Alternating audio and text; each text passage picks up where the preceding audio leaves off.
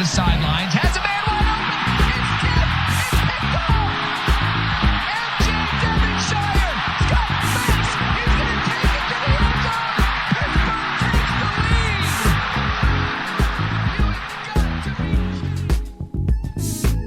He loves those moments. It reminds me of last year in the Garden against St. John's. And guys just stepped up. Blake hits a what the hell 3. You know, we're like, what are you doing? And he's done that all year. Klicka out to Bizzario. It's over! The Pitt Panthers have upset Wisconsin. Anybody if he hits his field goal. Up and got it! Sauls does it again!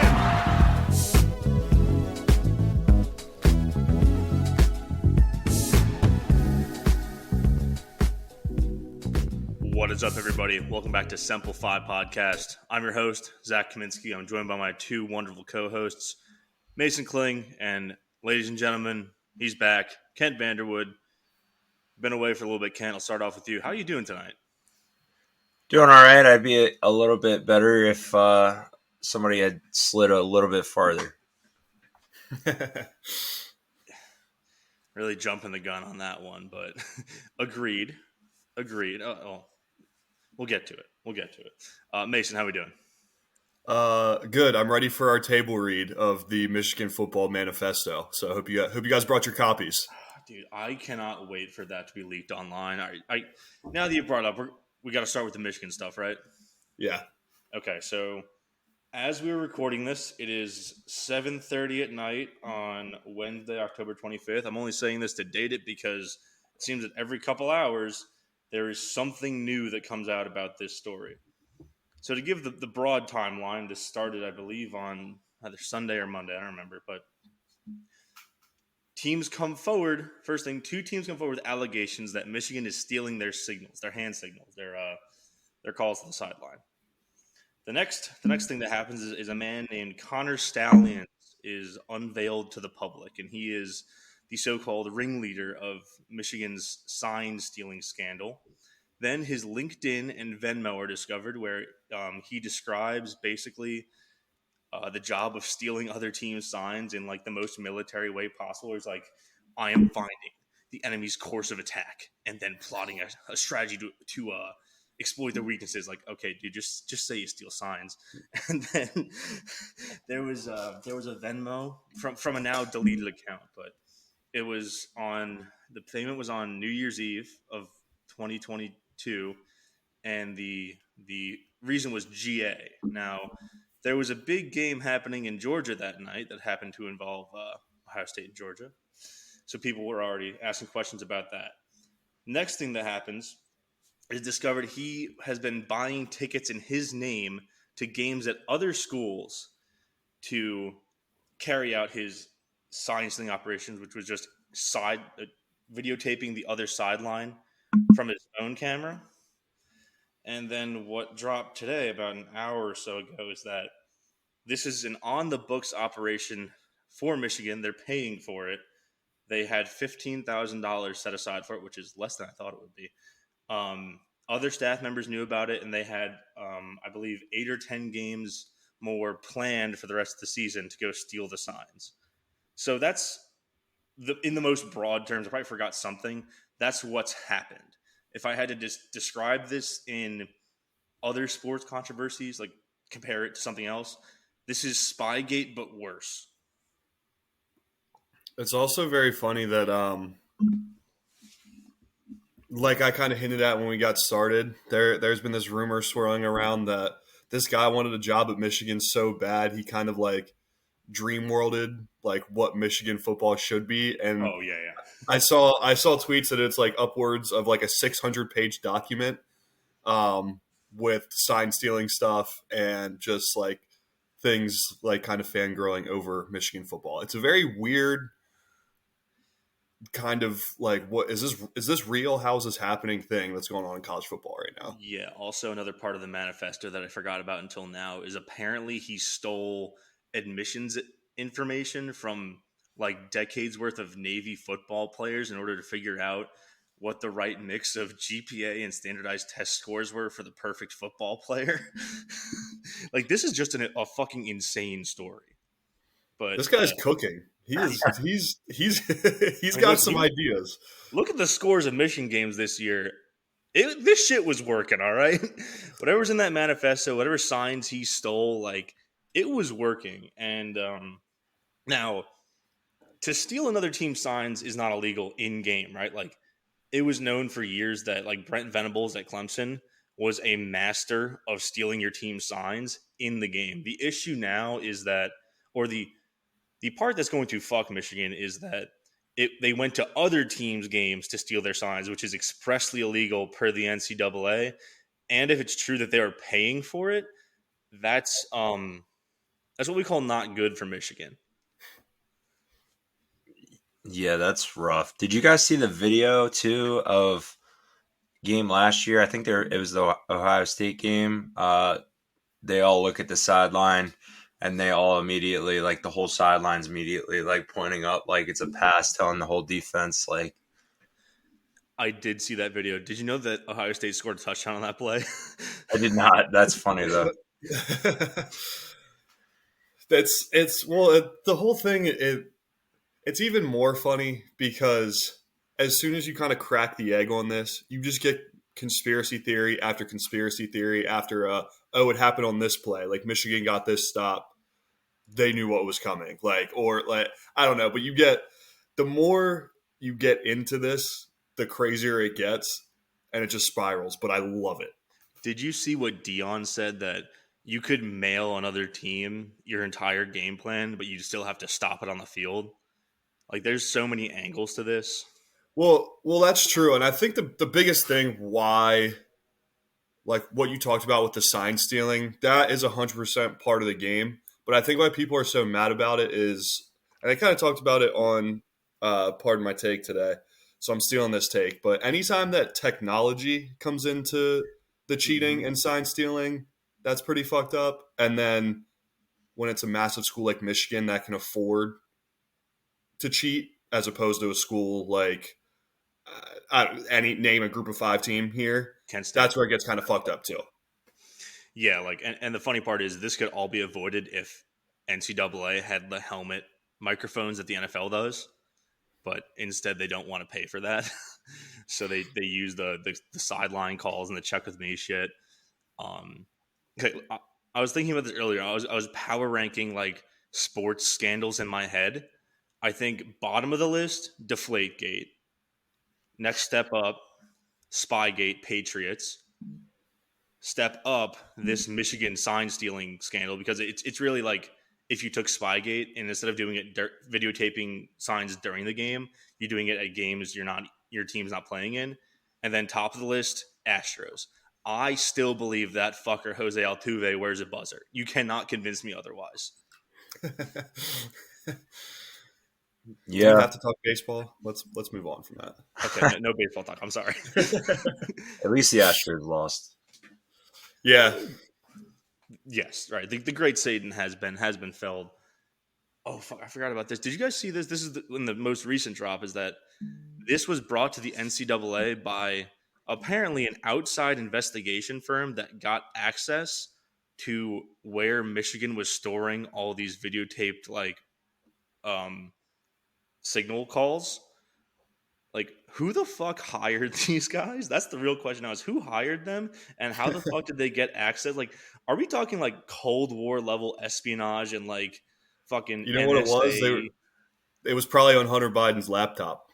It was on Hunter Biden's laptop. Do you think there's a big Buckeye fan at the NSA that used the Patriot Act to, like, investigate these guys' computers?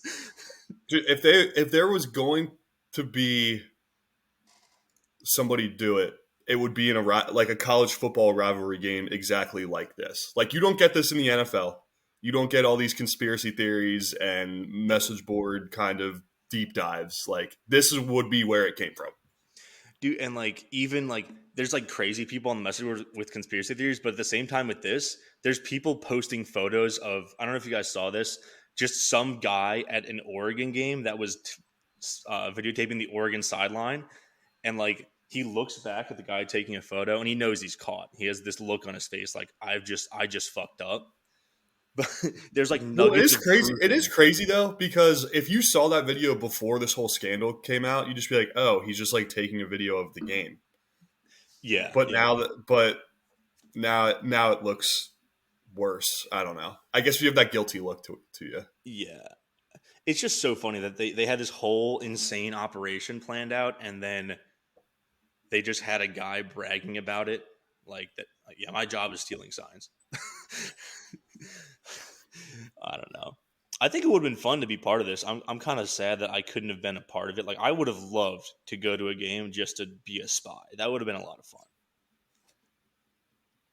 Can you drink beers on the sideline as a spy? Is that in the job description? Because if so, sign me up.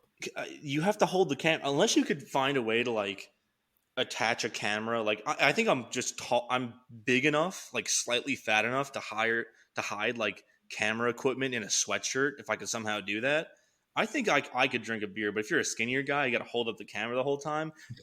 Beers might be out of the question. I don't know. You got to blend in. You got to look like a regular. It's hard to blend in when you're holding a camera at the sideline the whole fucking game. You gotta get like the Google Lens or whatever, where it's just like the camera in the glasses. Yep. That would be very funny if that came out and that was like their means of taking the video. Why wouldn't they just use that? That's like the ultimate like way to do it, and they just like, no, let's just use our fucking phones. Yeah, we don't get caught. Jesus, this is absurd. I'll be interested to see what comes out of this. Harbaugh is already kind of under hot water for Cheeseburger Gate. Yeah, now this. Like, you have to think that the NCAA is so pissed about how Burgergate went down that they want to fucking like kill Michigan. Like, there's all sorts of like ways this ends up. Either nothing happens because the NCAA has no power. They give Michigan the death penalty. Harbaugh probably leaves for the NFL either way. I've seen theories that all this started to leak because of a rat inside the Michigan program who didn't like Harbaugh. Like, we're getting fully in the weeds on this one. It's literally The Departed. I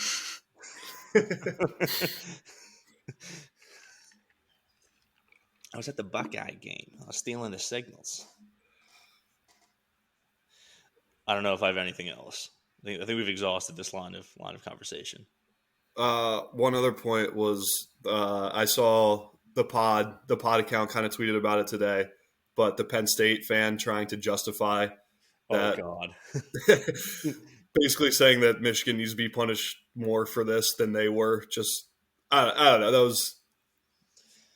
It was a funny interaction to show how delusional they are. You never want to make it about yourself and trying to be like, well, this is worse than the time that we had sex crimes on campus. Like, just got to know your angles here. That would stay in the drafts. This is one that you let the bad news wash over you. You don't bring that stuff back up. Yeah. Yeah.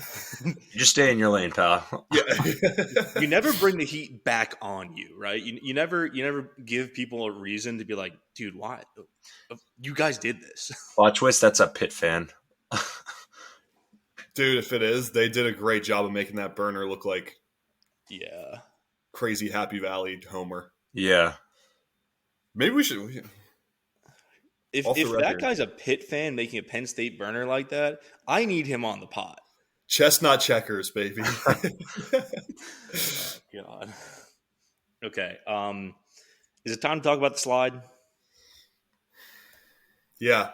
Yeah, speaking of cheating scandals, my conspiracy theory is that Wake Forest allowed that fake slide back in the ACC championship game way back when to plant the rule, knowing that this game would come down to that and it would have their advantage. They literally lost the ACC championship so that week 7 of the college football in 2023 they could win this game. That's my crazy conspiracy theory for the day. That's a really shitty use of time travel, but I'll buy it. Oh, yeah. So the slide. So I was digging The not so into it. fake slide. Yeah. I was gonna say we're gonna call it the Wake slide. Well, they were both against Wake. But this one was in Wake Forest. The fake slide and the wake slide, they rhyme. That's fair. We can debate. Embrace debate. What are you calling it? No, I was looking at like what the Kenny Pickett rule says, and the Kenny Pickett rule is explicitly for fake slides. Like if you start the slide and then get back up, they call you down where you started the slide. Everyone's posted their favorite screenshot showing whether he was definitely sliding or definitely not. My personal view is that he's like doing this weird like crab walk crouch, and then as soon as his body crosses the line to gain, he starts to slide. And I don't blame him for sliding, right? That's what quarterbacks are taught to do. They're taught to prevent injury, go down, you get the first down marker. Obviously, I think Veilleux thought he had the first down, and the referee was like, no, you started it with this little like hunched over move, which fucking sucks. His body does not touch the ground, which was what I thought constitutes starting a slide until well after the first down marker. Yeah, dude, I feel bad for him because, I mean, obviously he thinks he's doing the right thing and he just gets punished for it. You know, he wants to stay in bounds, just keep the clock running just in case, I guess. I'm not sure. He probably just wasn't even necessarily aware. No, Wake had a timeout left. He definitely wanted to keep the clock running. Yeah, so, I mean, I think even if he goes out of bounds there, they have 3 plays. If Wake has 1 timeout, I think there was 40 seconds left. They might have had 2. I think there was about a minute left when that play is blown dead. I don't think he needed to. It was a nice, like I said, it was like he had the right thought in mind. Yeah. And it's definitely like retrospect's 2020, right? Because if he did go out of bounds and then somehow Wake got the ball back, I think there would have been like very minimal time left. Right. If it really would have depended how those 3 plays went. But still, yeah. Like you almost, and again, it's retrospect, but like you almost rather have him go out of bounds and be sure, or dive head first, where that rule kind of makes you more of a runner, and then you're not really subject to this weird fucking. Okay, if we pause it at this angle, he didn't start a slide. If we pause it at this angle, he's a yard past. Like, doesn't make it subjective when you do it that way. Yeah, and then on the reverse side of that too, it's like if there was not enough time left to run out the clock with Wake timeouts, that sort of thing, and he runs out of bounds, then people are crucifying him for running out of bounds. So, you know, he made the right play of trying to just get down in bounds, keep the clock running. It was just super, super unfortunate. I'm sure he was really upset about it. I will also say Narduzzi's comments after the game were really harsh on him. Pretty much threw him under the bus for that.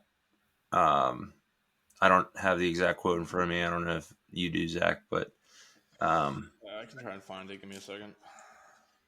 Pretty much saying like it was a rookie mistake. He's got to know better to like dive head first there. Like pretty much way harsher than anything he ever said about Phil at any point.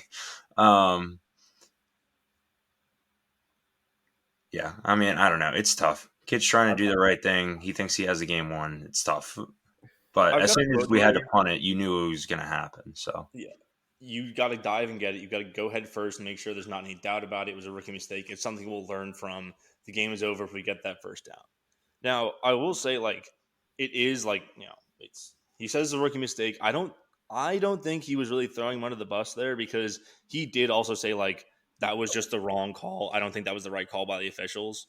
I don't think he's like blaming him for it, but I do disagree with Narduzzi on diving forward about it, because even though like hindsight being 2020, obviously you got to stay upright until you have the first down without any doubt. But like I think back to the Peach Bowl in 2021, and Nick Patty does that to score a touchdown, and he breaks his fucking collarbone. Like that is, while you do get the first down, there is a chance you fucking hurt yourself doing that. Yeah, I think a better quote would be like, make sure you're beyond the marker and then do that. He had plenty of space. He had plenty of space. He didn't need to slide when he did. That's the other tough thing. It's like if you look, he has at least 5 yards of space. He could have got 2 or 3 more yards. Yeah, he could have easily gotten it. I think part of the reason why I think it was just, in my mind, it was throwing him under the bus is the way you read it is super nice, but every time I read a quote from Narduzzi, I just read it in a Narduzzi voice that is just like super passive aggressive or that sort of thing. So no, you're right. You're right though, Kent. Like he didn't exactly go up and stand go up on the stand for him. Yeah. So, Like, the kid's been balling out for you since you started, the guy that lost us a bunch of games and should have been a win, and he played really well. Yeah, I feel like you got to have his back a little bit more than that. If you're Christian, you're probably not thrilled with that quote versus maybe having a little bit more support from your head coach in that situation, because you already feel terrible. But yeah. Dude, and it's like the thing where the ACC came out today and backed the refs. No duh. They said they got the call right. And it's like, okay, sure. Whatever. It's the right call. But when you look at like, and it's a rule that's for player safety. But wait, like, can you look at that rule and be like, yes, I'm really happy that a game was decided because of this rule, because of this call. Like, Yeah. has that rule done enough good for player safety because of one play that happened in the ACC championship game 4 years ago? That needs to be, I don't know. So I want to talk about that, right? Like, people complain so much about that fake slide and like how, players get lit up doing this now. Like, Kenny has gone on the record saying that was him freestyling it out there. Like, that's a play that if someone else was going to try and replicate that, they're going to tear their ACL into shreds. Like, it's not a play that's going to all of a sudden be a part of guys like bag of tricks. They're going to resort to a juke or something else like that, trying to run by a guy rather than basically put your ACL into God's hands. And by making that rule, you have now just put even more shit into the hands of the refs to decide. Nobody likes the state of the roughing the passer call or pass interference where it's a fucking judgment call and a bad ref is going to end up, making his mark on a game when referees really should not be doing that. And that's my real problem with the rule is like, it just gives referees more power and everybody fucking hates that. Like, everyone can see the intent of the slide was he got down at the first down. The guy who fucking marked him down was about 8 yards away at the time. That's my other problem. Is like, no one else even questioned it. He's like, nope, down, 1 yard short. Like, fuck, it's so annoying. yeah, it was. It's really tough to lose a game like that. Obviously, pretty happy with how they played. Other than that, I mean, it's when you play well and your QB has a good game, and it comes down to something stupid like that. It's just a really tough one to swallow. But Well, it's one of those things where Pittsburgh football gods giveth and taketh. Like, they lost. We lost on Saturday because of that kind of shitty spot, and then they go and beat the Rams because of a shitty spot on Sunday. Yeah. So if you're one of the Pittsburgh faithful out there that are rooting for both the Lurs and the Panthers, you kind of that evens out, I guess. But if not, tough luck. Yeah. Also, I forgot to say this earlier, but I have a quote that kind of describes the ACC refs being like, no, we were actually right. CIA says it has found no link between itself and the crack trade. However, I don't really have anything else to say about the slide. I do want to talk about the rest of the game. yeah. So, Ken, when you said that we played a good game outside of the slide, I'm going to push back on that a little bit because I think that Christian Veilleux had a good game. I don't think it was a good game play call-wise from Cignetti outside of the first drive. Like, there were just a ton of questionable play calls, and this game was, like, low-key one of the offensive line's worst all year. Yeah, I agree. I think going back to my quote, I should adjust that and say Christian had a good game outside of this. He had a great game. He threw for over 300 yards, a couple touchdowns. Yep. No picks, no sacks. No picks, yeah. And he had to because the run game was fucking non-existent.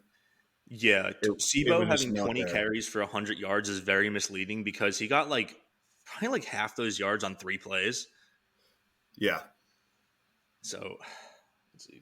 I'll go through my film here. I mean, the first drive definitely was pretty good. I mean, even early in the game, like, enemy of the show, Carter Johnson, completely whiffs on a block and blows up a run play by missing his guy, which is a theme we've seen all year. Stop playing him. He stinks. But to just give Christian all of his flowers first, Christian Veilleux is doing as much as he can behind a very bad offensive line that does not pick up blitzes well, does not block well, does not get out of their stance well, and he still had a good game. He was over 50% completion, like you can say, through for 300 yards, 2 touchdowns.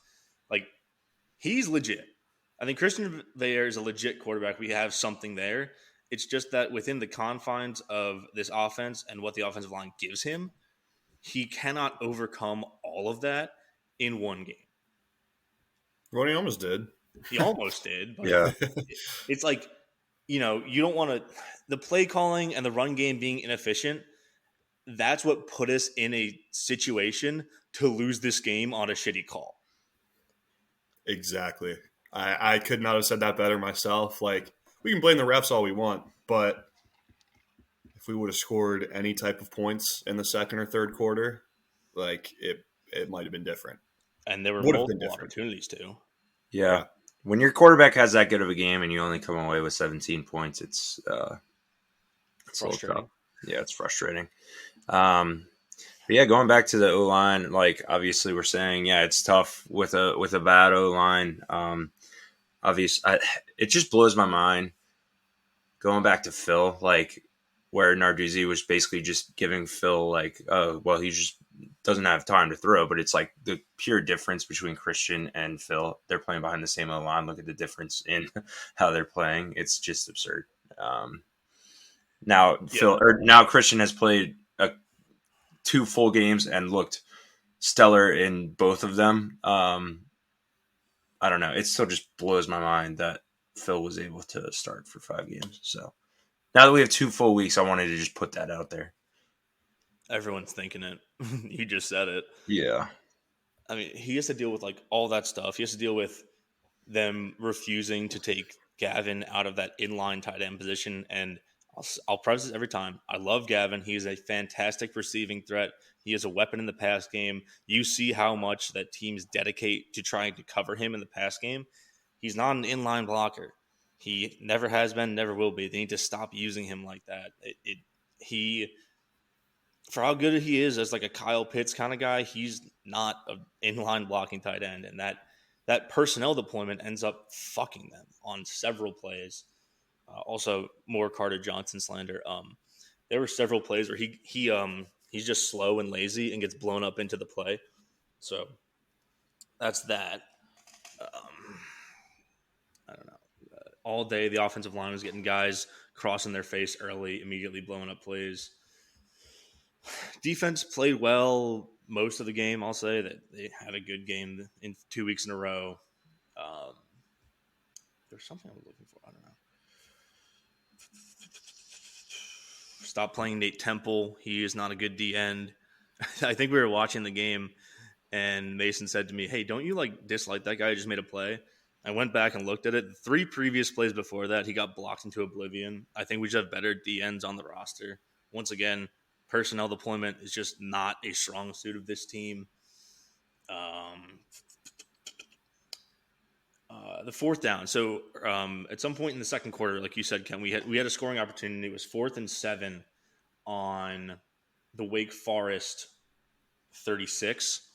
Now, Frank Cignetti calls a run play on 3rd and 7 that gets blown up in the backfield, and then on 4th down, Christian just makes the wrong read. But you have a hot quarterback who's throwing the ball well. Why are you trying to run it on 3rd and 7 in opposing territory?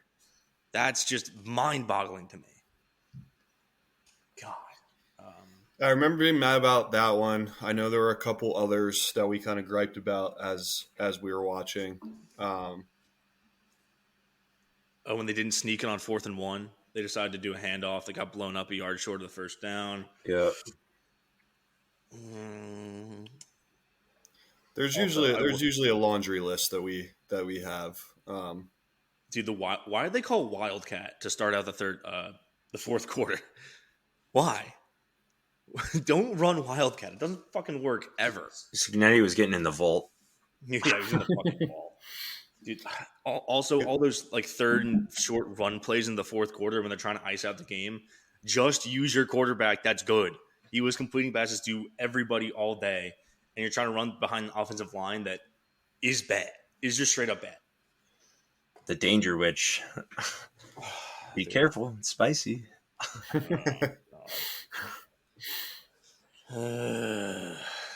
Cignetti in the offensive coordinator room. All right, hear me out, guys. You're gonna love this one this week. We're gonna go Wildcat quarterback for a play. Remember when he had the double Wildcat drive against UNC last year with Izzy and Rodney, and then it worked a little bit, started working a little bit less, and then they fumbled to end the drive. Yeah. Oh, fucking seeing that gave me a goddamn aneurysm. Overall, you go ahead. No, you go ahead. No, I was gonna just ask. Do you think? A couple of weeks ago, obviously, we were saying Frank's going to get fired at the end of the year. Do you think the way that Christian's playing, if he continues to play this well the rest of the year, do you think Frank is back next year? Okay.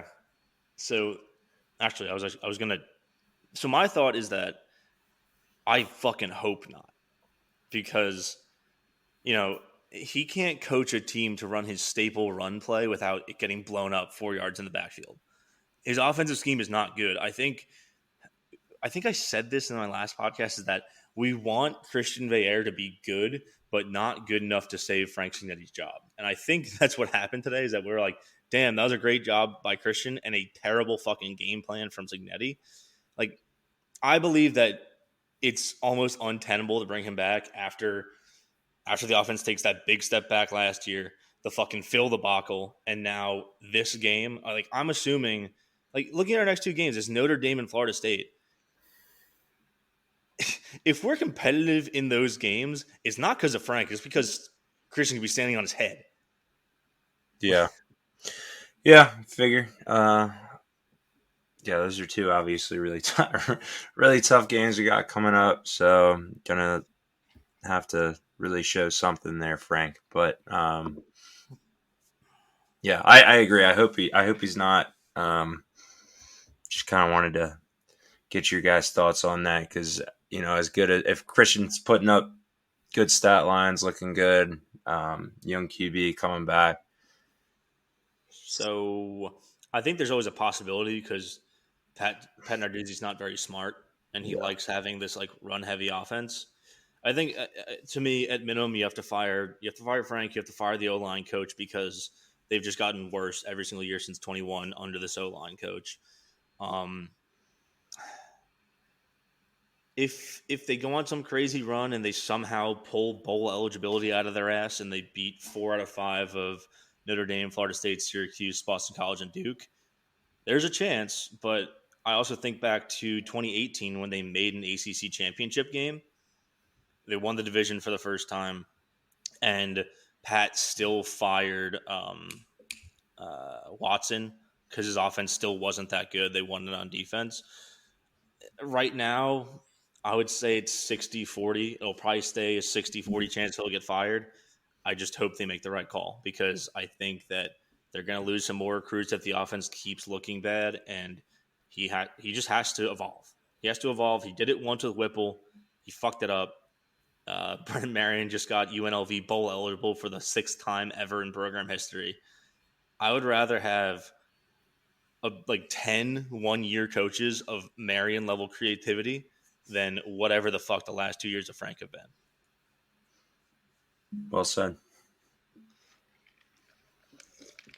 I don't have anything else. Fire Frank Cignetti. He stinks. Yeah, I think we talked about the big stuff. Let's talk about the big stuff, the big games. Let's start off. Noon. Ohio State 20, Penn State 12. This game was not as close as that final score was. Penn State scores in garbage time to pull this within one score.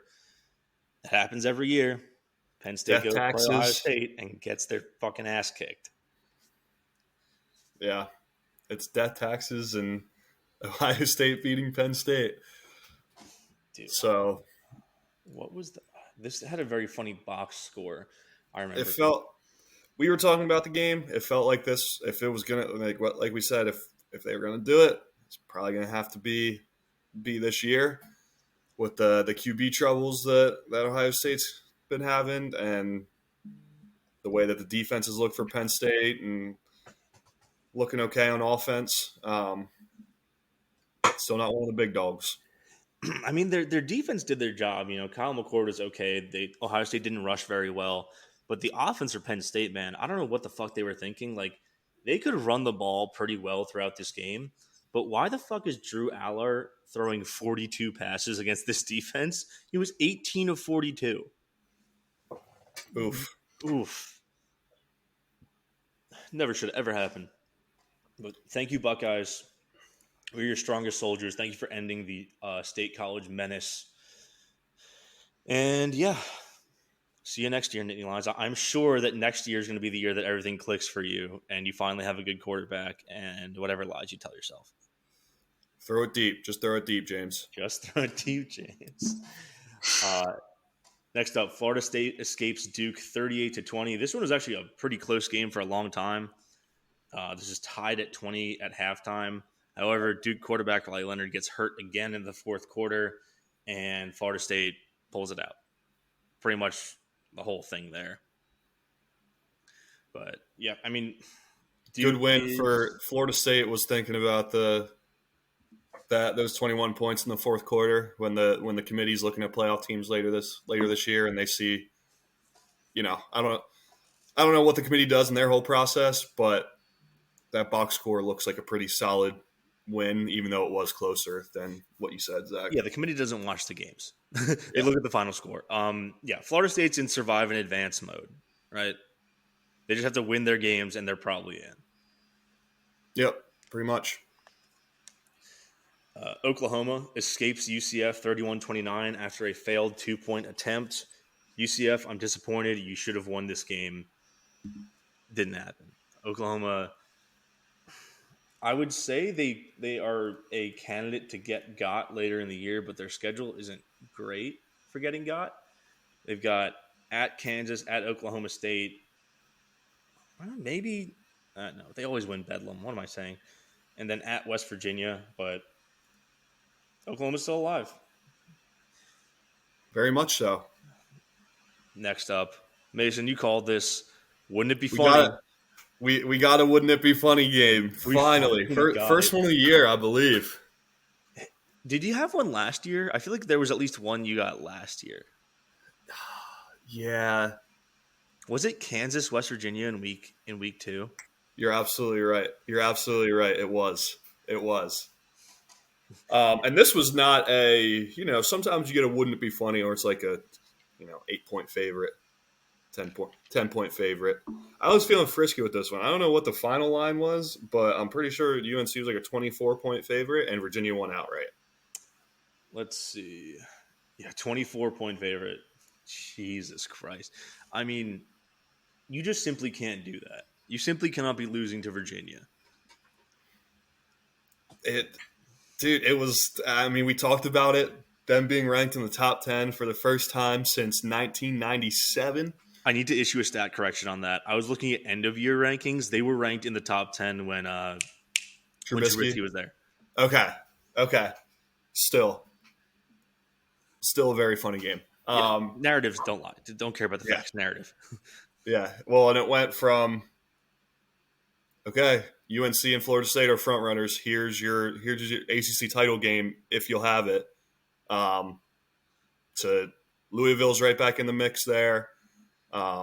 Duke's still alive. They only have one loss. Duke's still very much alive. Like it opened things way back up. I mean, yeah, we were all kind of like you expect the late season Mac Brown collapse. You do not expect it against Virginia. Yeah. I don't know, just funny. Next up, Tennessee fails to beat Alabama 34-20. Mason, you had this one called at halftime. As soon as Tennessee goes up 20-7, you live line Alabama, and boy, were you right. Tennessee absolutely shit themselves in the second half. Yeah, it was. I took them when they went up 7 late in the second quarter, and then went up 13. Well, and then I doubled down, and I said, you know what? I think Bama was winning this game. I thought they were going to win before that. I don't know. It just feels like with that early loss, people are sleeping on them. It's still it's still Alabama, and I don't know. There's a path for Alabama to make it to the college football playoff this year, and that's all I'm saying. Yeah, you're unfortunately right. I will say I still think they lose to LSU. Tennessee just didn't have the juice. Joe Milton still fucking stinks. You should probably move on from him at this point. That late fumble was hilarious, but I still can't believe they just refuse to sneak the ball with Joe Milton. He's like 6'6", 250. Just use the battering ram, and they just don't do that. And that cost them a bunch of late conversions in this game. But yeah, I agree. It just Alabama does have a chance to backdoor. What's their remaining schedule look like? I have not looked at this in a minute. I think they get it pretty favorably. LSU, I think, is their biggest test. They get a bye before LSU as well. So they have a bye week, home against LSU, at Kentucky, SoCon Saturday, and then at Auburn, which I don't. Iron Bowl always gets crazy, but Maybe. I don't know. They basically have a one game season with LSU now to win for the division. Yeah, I don't know how the tiebreaker works. I don't know if Ole Miss would get it because then there would be a triangle of losses. I'm not going to look into that right now. Okay. Next up, I was right. Me and Mason were right. Utah beats USC 34-32. Fraudulent fucking program. Get them out of here, dude. Schedule's not getting any easier either. No. No, it's not. This was one that they were favored. Even it felt like a need with what they had coming up, especially if you get Utah without Cam Rising. He's out for the year now too. Yeah, and they just got bullied. They literally got bullied. They got bullied. They got bailed out by like a huge punt return, and then at the very end of the game, Bayer Alexander, the Georgia transfer, commits targeting, and then Utah just kicks a game-winning field goal. Utah just does this to USC at this point. The storyline now is that USC is going to the Big Ten to avoid Utah. They're running away. They're afraid of competition. I got bad news. If you don't like physical defenses, I'm not sure the Big Ten's where you need to be running. Dude, did you see that Lincoln Riley after the game? He was giving his post-game presser, and it was being drowned out by Utah players in their locker room blasting Many Men by 50 Cent. That's awesome. I guess that's better than walking your trap, take over your trap. But yeah, but I don't know. Same vibes though, for sure. Do you think he's going to go to the NFL? I think he's a big NFL jump candidate. I think he's sick of college football. Dude, Jerry Jones probably wants him for the Cowboys so bad. Bears head coach Lincoln Riley. Dude, it's going to happen. I am convinced. The other big game, another game that was it wasn't a big game. It was the big under game. The under hit, only bet that hit of the weekend. Minnesota 12, Iowa 10. Another team that got fucked by a bad spot or a bad call. The Cooper DeJean fair catch that wasn't a fair catch, takes a punt return touchdown off the board. Referees just had a weekend here, but come on. Yeah, it was all time. Between this and the Pitt game, there was if this hadn't happened, we probably would have won worst call of the week. But Big Ten refs said, "Hold on, wait just a minute here." I will say though, shout out to them for as crazy as it would have been. We probably don't have to worry about a Iowa team in a hypothetical playoff situation anymore. Yeah, you're right on that. Yep. They're and going to win the West. I took Minnesota in to win that side of the conference, so they're alive again. Yeah, they are technically because they have the head to head. If they put something together versus Wisconsin, there's a path. There's a path. Yeah, they played Wisconsin last week of the season. Who did they lose to? Because they're 2-2. Oh, they lost to Michigan. Okay. No, yeah, you're right. There's a path. Damn. All right. Damn. You're fucking on those picks this year. We'll see. We'll see. There's a lot of ball left to play. A lot of ball let's play. Shout out Oklahoma State beating West Virginia. The under 5.5 wins is still alive in Morgantown. Just want to say I've never been a bigger Cowboy fan than I was last weekend. All right. Last one here. I forgot this one even happened. Miami 28, Clemson 20. Nail that pine box, boys. Dabo's dead. Clemson's dead. Their reign of terror is over. Yeah. He had a tough game on the field. He had an equally bad presser after the fact. Dude, Oh. where's that fucking quote that he gave about He said they said do you have like a team psychiatrist? And he said, yeah, we actually do. We have one. He's probably on suicide watch right now. dude, he just like me, dude. He just like me. Which it's like, you got to realize that the microphone, like, you're literally standing in front of a podium, Dabo. I don't know. It was a dumb move in its finest. Yeah, it also, it kind of pairs with his comment earlier, like, we need to get, like, people off the bandwagon. Like, we lost a couple of games and now people are getting mad. We need people to hop off our bandwagon. Then you do this. Cade Klubnik tries to freestyle it in overtime and ends up losing the game for you. That play where he pulled the ball, that was confirmed to be freestyling by Dabo. So that's awesome. Yeah, Clemson 4-3, 3 ACC losses. They're out of the picture. I know people were high on Florida State, but these were the other teams that were kind of in the mix at the top of like teams that could go and compete for it, and they're still alive. But this Clemson loss kind of put them out of it. Miami having those couple losses that we talked about. Mm-hmm. It's kind of we're getting our separation of the cream of the crop here. I'll also say 7-5 Clemson is in play. They have home against Notre Dame and home against North Carolina. It's in play. That's all. It's in play. Who else did play? At NC State versus Georgia Tech and at South Carolina. I think they probably win those three.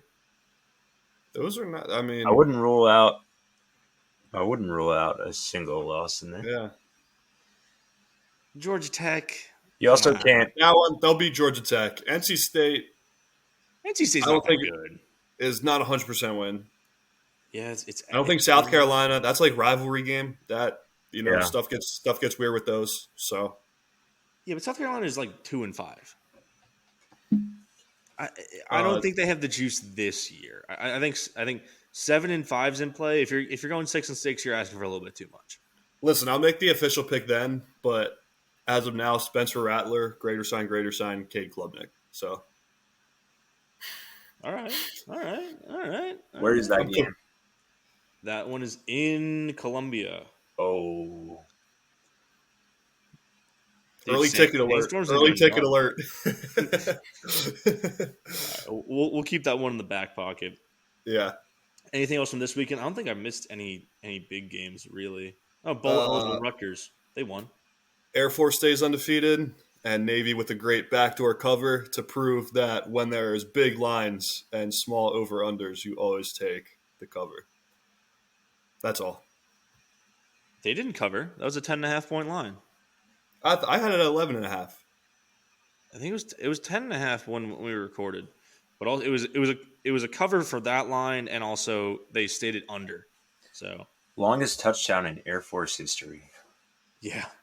Yeah, the fact that under still hit in the first play of the game is a 97-yard touchdown. That's triple option football, baby. Yep. Yeah, but Air Force Group of 5 New Year's Six Bowl? ?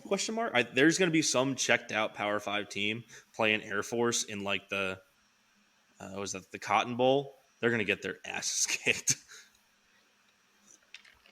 And it's going to be awesome. It's going to be awesome. I'm going to love every second of it.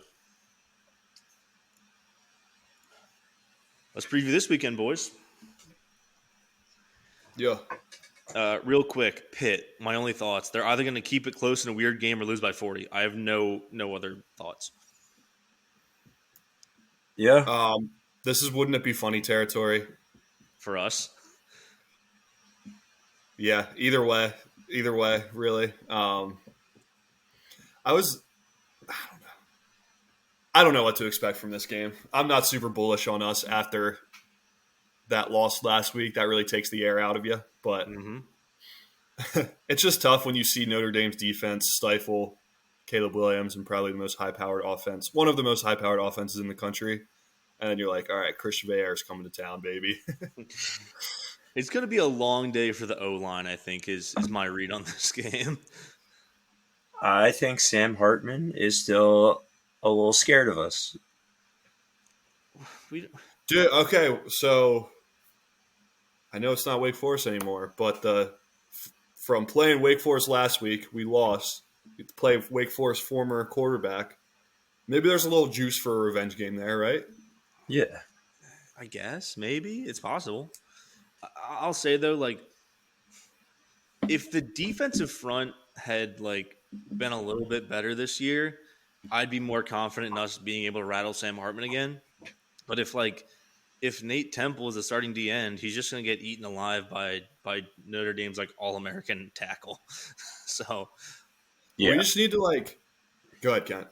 No, I was just going to say I have zero expectations for this game. As always, I'm going to still get my hopes up irrationally, as we do. But, yeah, I mean, I hope we can just keep it close as much as we can. I don't know. Let's get a little weird. That's what I'm saying. We got to make it weird early. If we can come out and punch Sam Hartman in the mouth, maybe give him some flashbacks of that ACC championship second half where he just was running for his life. If we get him fearing the blue and gold again, I don't know. You never know. It could happen. Yeah. So But we can't wait till the second half to do that. We got to get him off his timing and get him uncomfortable early. okay. The only thing that's working in our favor is the last 6 games that were played in South Bend have all been 1-score games.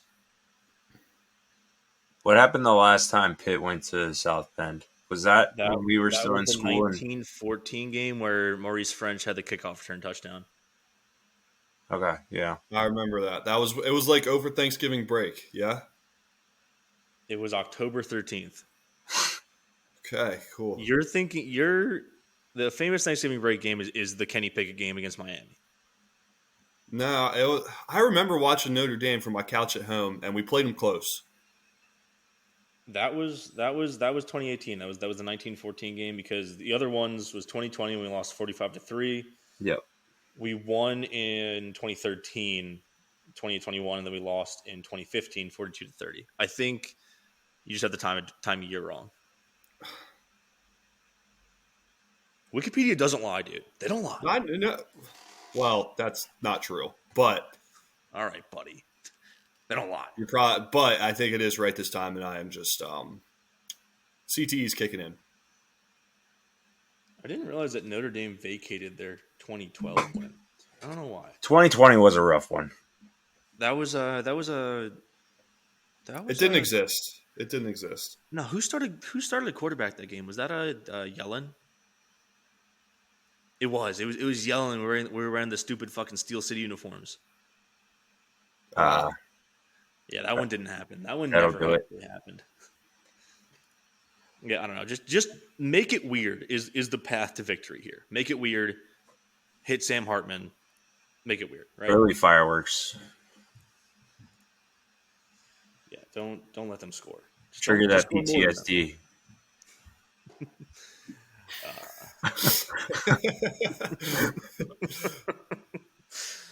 Hopefully they have a team psychologist as well, just like Clemson. If you have a team psychologist, he can't be a fan of the team. He's got to be an outside party. He cannot be involved. He just hopes both teams have fun. Both teams are trying really hard. As long as you get fresh air and good cardio, you're having fun, you know? Okay, other games. We're moving to the other games. Okay, I got a wouldn't it be funny for you in the 12 o'clock slate here. Load me up. Funny you mentioned Kansas over West Virginia earlier. We have a Wouldn't It Be Funny Kansas, Oklahoma. If you've done Wouldn't It Be Funny once, you can do it again. I don't know, just Kansas wrecking Oklahoma's undefeated season. They had a scare last week. Last year in the Big 12. Goodbye present, moving to the SEC, losing to Kansas. Yeah, the narratives are all there. Little look ahead game. Not that Kansas is like a bad team anymore, but look ahead game because they get Oklahoma State after this week is what you said, right? Bedlam's their next game. So anytime you kind of have that rivalry game, you can kind of get ahead of yourself. So I don't know. Could keep it on the radar. I think the question for this game is, so Kansas's starting quarterback, Jalen Daniels, has been hurt ever since they played Texas, and that's the reason they lost last week to Oklahoma, or at the last time out against Oklahoma State.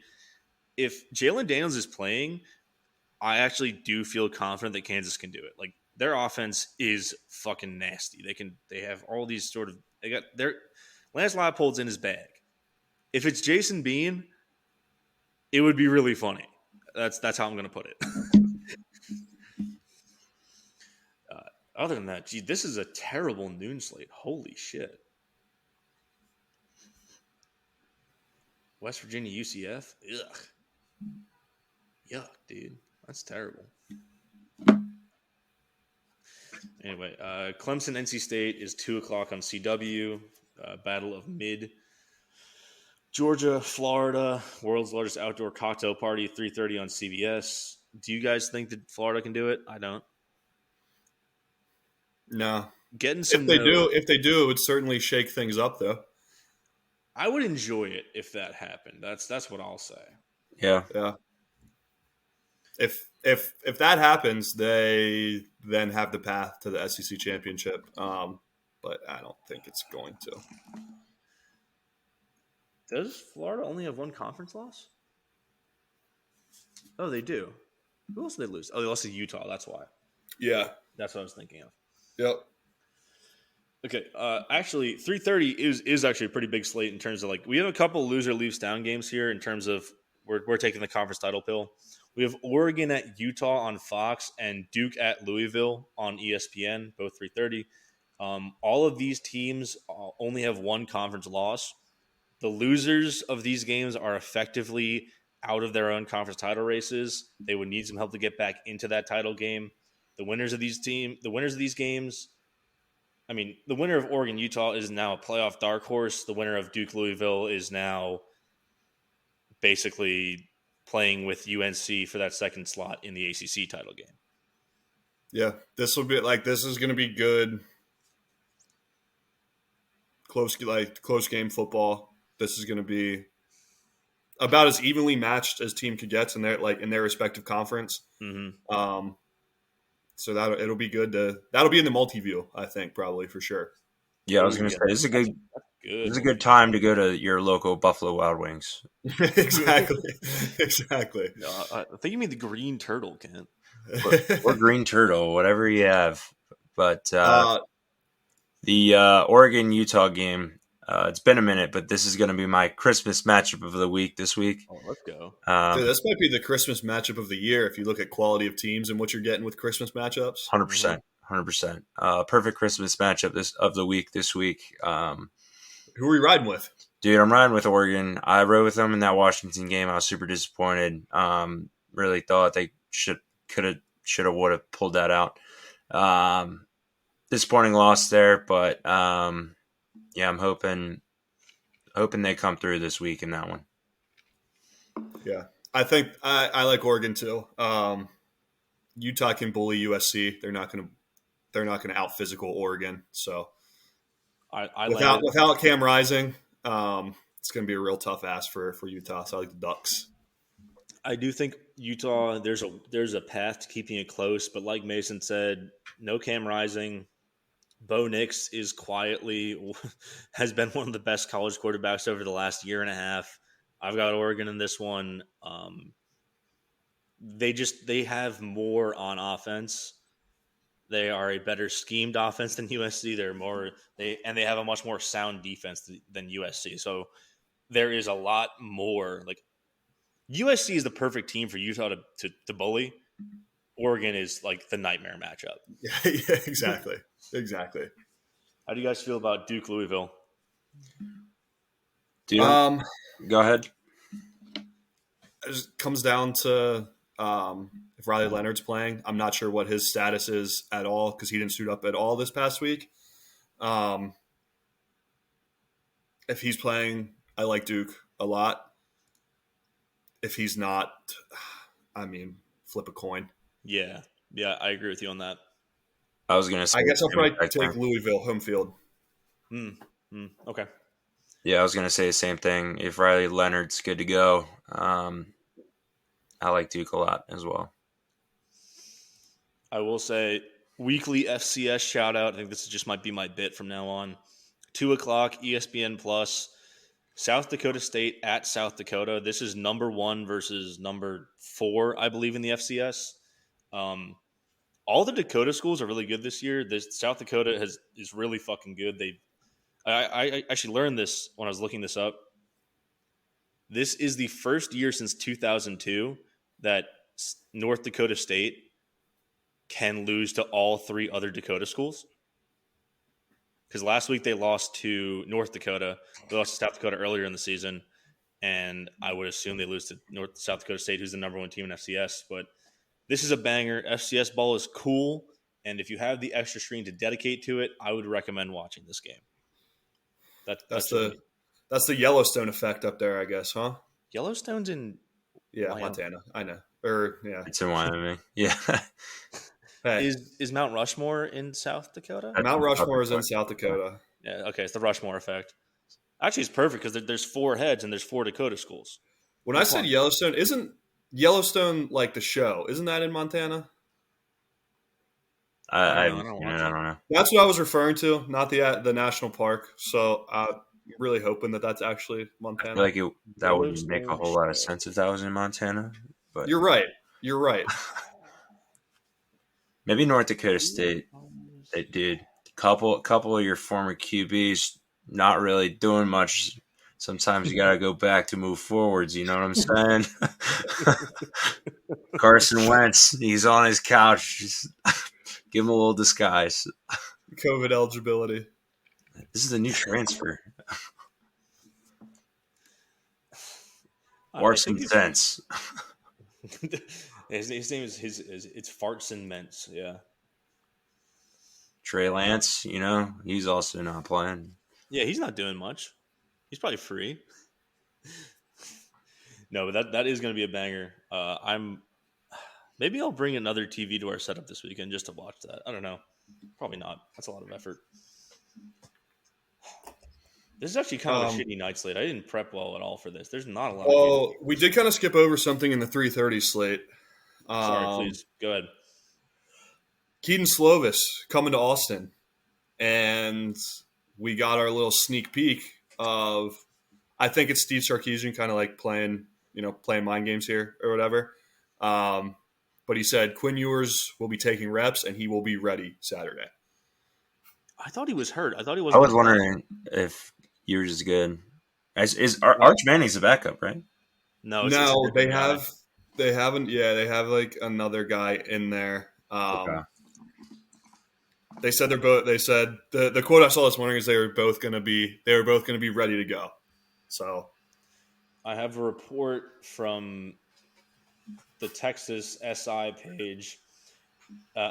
Texas quarterback Quinn Ewers sprained his AC joint in his throwing shoulder and is set to miss some time. The backup is Malik Murphy, and Arch Manning is QB3. I think it's those two are both going to get reps against BYU. Yeah. And it's going to be one of those things where I really don't think he's going to play. But if he sees, like, if they do any, like, if he touches the field at all, I think it's just going to get the Longhorns fans into a frenzy. Oh, yeah. Fuck. So just keep an eye on that. Okay, all right. Again, 3:30 on one of the TVs that Buffalo Wild Wings or Green Turtle. Yeah. Get there early. Get your spot. This is the B-dubs slate. We're cashing out. Dude, this night slate fucking stinks. You have Tennessee at Kentucky, which should be competitive. Ohio State, Wisconsin, boo, terrible. Colorado at UCLA could get weird. That's really it. There's nothing here. Yeah, this is a rough one. You know what? Colorado, UCLA, probably most intriguing. Yeah, because Colorado's like, they're liable to go nuclear at any point, good or bad. Yeah, and they're on ABC prime time. Yeah, they're not on Pac-12 Network. You can actually watch the game. Yeah. Yeah, I don't know. I got nothing else. So yeah, you can just black out at your local B-dubs because you can just fall asleep after the 3:30 sleep. You wake up at 10:30 after it's just in a pile of wing bones and sauce and a half-drank beer. Just like what happened to him? The 3:30 slate. Your face covered in sauce. Your eyes are like watering because you got hot sauce in your eyes somehow when you fell asleep on the table. You wake up. You're halfway through the Hawaii game. They're trying to carry you out of the establishment. Yeah, it's really it's the guy on the stretcher meme with the bystanders. What happened to him? Oh God! I think we need to get that meme out on the pod account. We can do that. I'm gonna deputize one of you two to make that. The 3:30 slate got him. Oh fuck! That's gonna do it for us. Thank you for listening to Simplify Podcast. If you liked us, follow us on Twitter at SimplifyPod. Give us a rating; it really does help us out. And we'll see you next week. Hail to Pitt. Beat the Irish.